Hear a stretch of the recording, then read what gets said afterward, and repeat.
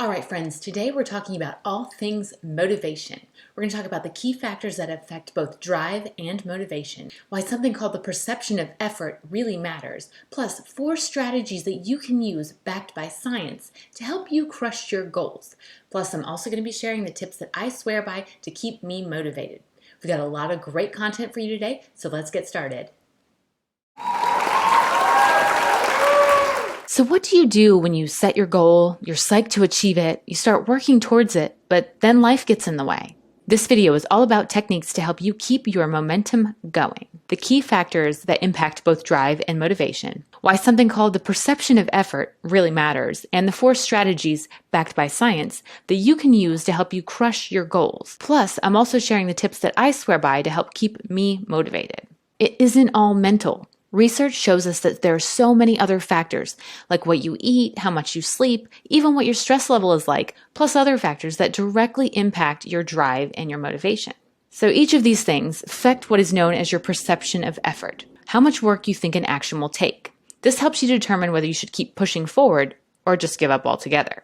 Your brain assesses the difficulty of any task or any goal based on your physiological state, using signals like how hungry you are, how tired you are, how stressed you might be, to determine if an activity is worth the effort required. Or in other words, if the expense to the body is worth the reward or the payoff. This actually drives the decision and the resultant motivation or lack thereof. Let's say you've been working overtime and running around like crazy and you're absolutely exhausted. You're intermittent fasting, but you also haven't had a real lunch break, so you're starving and you probably are dehydrated. Your brain might evaluate that going to the gym right now requires far more effort than it would later, say after you got a full 8 hours of sleep. You might also find that you have a harder time convincing yourself to go. In the short term, you might be able to override your brain and motivation, but in the long term, these signals and the perception of effort will win out. It really all comes down to a simple equation. To keep your motivation high, you need to keep your perception of effort low. And the more physiologically prepared you are, the motivation will remain high, even in the face of something that seems to have a higher perception of effort. There are 4 amazing strategies that are scientifically proven to help you keep the perception of effort low so you can continue to stay motivated and crush those goals. So here's a quick overview to keep your perception of effort low. Things we can work on: sleep, caffeine, embracing new challenges, and strategic fueling. So let's dive a little bit deeper into each one. Being strategic about sleep. Not getting enough rest makes everything seem harder. Lack of sleep will impact your focus on a goal. It also reduces the supply of energy you have for your brain. Your mental stamina declines and your overall performance is reduced. But all is not lost. By simply being aware of how drowsy you are and how drowsiness affects your motivation, but not your actual physical ability, can help you bounce back. Prioritizing quality sleep is important. Caffeine. Pour yourself a cup of coffee or a caffeinated tea to help invigorate yourself and make your to-do list feel a little bit more manageable. Caffeine reduces your brain's level of adenosine, the neurotransmitter that makes you feel drowsy. So if you're no longer feeling drowsy because the adenosine is being blocked, then your mental fatigue is temporarily relieved and things feel less difficult. The same thing can happen with sugar-laden energy drinks because increased amounts of sugar increase glucose, which is the fuel your brain needs to function. However, this is a tricky spot because we already know that this effect is short-lived, and as soon as your blood sugar spikes, then your insulin spikes to deal with that new influx of glucose, and you end up with a sugar crash and you feel worse than before. So keeping your sugar intake low is more ideal, and sticking to something like caffeinated coffee or tea is more ideal.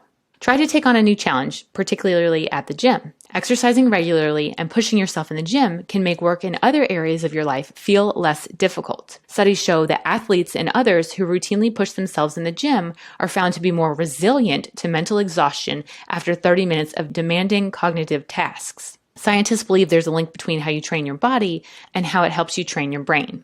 Both become more resistant to fatigue and become wired to deal with things that take a higher level of effort. So physically demanding activities have the same effect and reduce your perception of effort so you can keep pushing yourself a little more each day, whether that's mentally or physically, in a mutually beneficial way.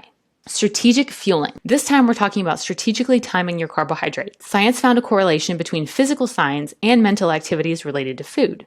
They found that being a little bit hungry is good for motivation, as this physical sign to your brain spurs action and makes you more driven. When you're feeling hungry, the body correlates this with finding food as the action. So when you're full and your body is experiencing satiety, it puts the body into the rest and digest mode. So you want to make sure you're satisfying your appetite and boosting your energy levels. You can do this by strategically timing your carbohydrate heavier foods like crackers or a banana when you're going to need energy in the short term. Try to avoid eating a lot of fat-filled meals right before you need to be productive. Choose a carbohydrate-dense but low-sugar option to help you perform at peak levels. So now a few bonus ideas to help you keep the momentum going. First and foremost, remember that you have to be your biggest cheerleader.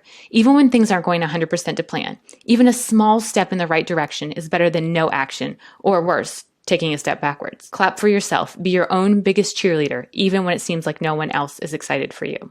Allow yourself to celebrate even the smallest victories. Celebrate the 10,000 small things you did right that day that moved you closer to your goals. Be proud of yourself. You're kicking butt and you're doing something super hard. It's okay to congratulate yourself. Be sure to write down all of your successes, big and small. It's a good idea to write them down on pieces of paper. You can put them in a jar or other container to reflect on when you aren't feeling very motivated or you're feeling like you can't do what lies ahead. Sometimes just rereading a few of your previous successes can provide the motivation you need to get started again. Don't be afraid to pick a small reward or a gift you can give yourself in the near future as you start to move closer to your goals. But my top suggestion would be to avoid picking anything food or indulgence related, something to mentally and physically pamper you as you continue towards your goals. Spend some time thinking about areas you could improve to boost your physiological state. Think about getting more sleep, managing stress better, and ensuring you're fueling your body with nutrient-rich, vitamin-dense foods to help best serve your goals. What new changes and challenges can you implement to keep your perception of effort low? Commit to making at least one new change. Share a small win you've had this week and what your monthly reward to yourself will be. All right, so there you have it, my best tips and tricks to keep you motivated and on track so you can crush your goals, plus those scientific-backed ways we can decrease the perception of effort so we can get more done. I hope you found this video helpful. If you like it, please give it a big thumbs up and consider subscribing. And if you know anyone that would benefit from motivational content or motivational strategies, please feel free to share this video with them. As always, if you have any feedback, I'd love to hear it. Drop it in the comments down below. I have lots of great intermittent fasting content on my channel, and I highly recommend you check out this video right here. Until next time, I hope you have an amazing day. Aww.